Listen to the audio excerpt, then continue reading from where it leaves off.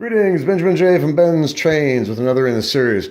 Well, still experimenting with lighting tin litho cars. Now, as you see, I've taken that American Flyer spotlight and I mounted it on this tin litho tinder. This thing is really, really heavy.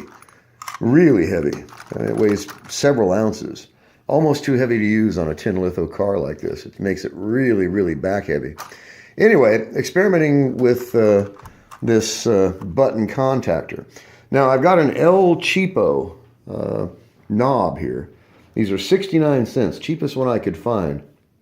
They're cast pot metal, I think, zinc, not really sure what they are.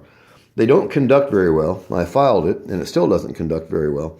And it had a lot of flicker in it. So as you see, I have mounted a spring above it, which made a tremendous difference. And even though it's really, really cheap, it now works actually quite well. So let me put this on the rail, turn the power on. And as you see, no flicker at all.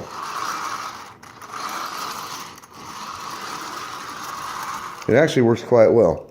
So let's put this on the rail and take it around.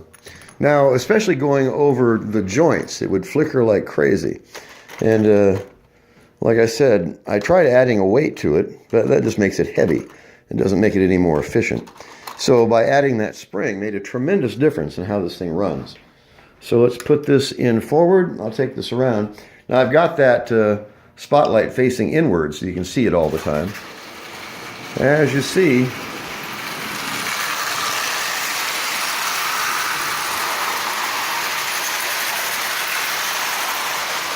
it is flicker-free all the way around just by adding that spring.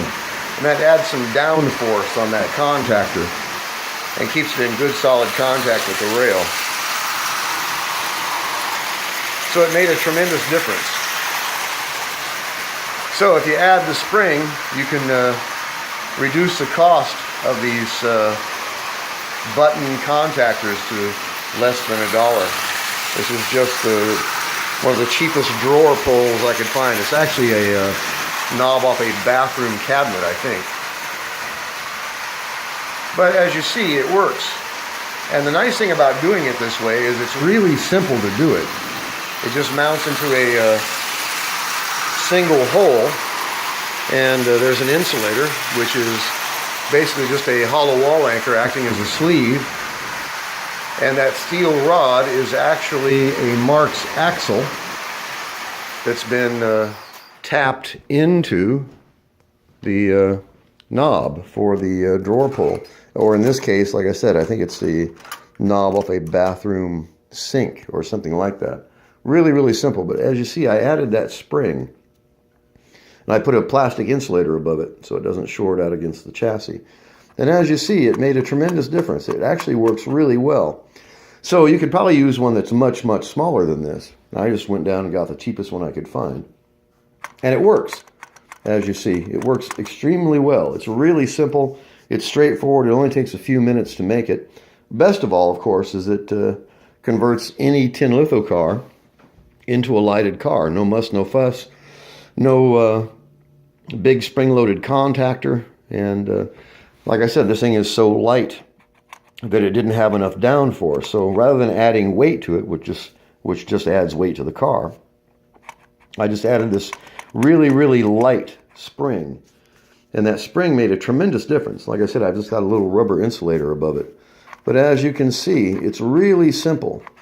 And of course, the nice thing about it is the fact that it works. And you can add light to every car on your layout if that's what you want to do. And I had 8 of them running yesterday. So anyways, just trying to refine this, make it as cheap as possible, first of all, as easy as possible, and still have it work. But just by adding that simple spring made a tremendous difference. And this thing is never going to wear out. I mean, you will never, ever wear this thing away. And it'll run virtually forever. I can't think of anything that's going to go wrong with it. It's really simple. It has one moving part, and the wire is attached directly to the other end of that axle. Wired directly to this headlight, as you see, or this spotlight. Like I said, this spotlight is really heavy. It's almost too heavy to use for this application. It's made out of cast zinc, so it is really heavy, and surprisingly so. It's also much, much larger than a standard Marx spotlight. And the Marx spotlight, of course, is made of aluminum. It's just a small stamping, and is really, really small, really light. This, on the other hand, like I said, is cast zinc and is surprisingly heavy. It's almost too heavy to use for this application. So I may try to convert a plastic Lionel car and see if I can get it to work with this button contactor. Be nice to be able to light Lionel cars as well. But as I said, this works. It works really well, as you see.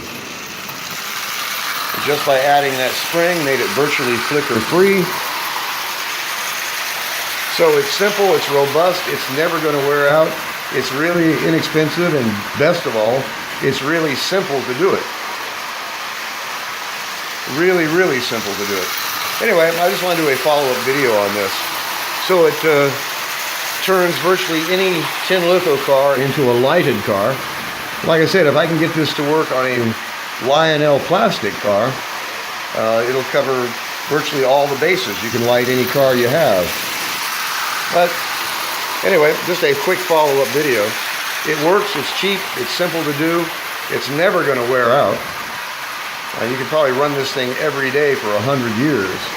I just can't see it wearing that drawer pull away. So anyway, just a quick follow-up on this.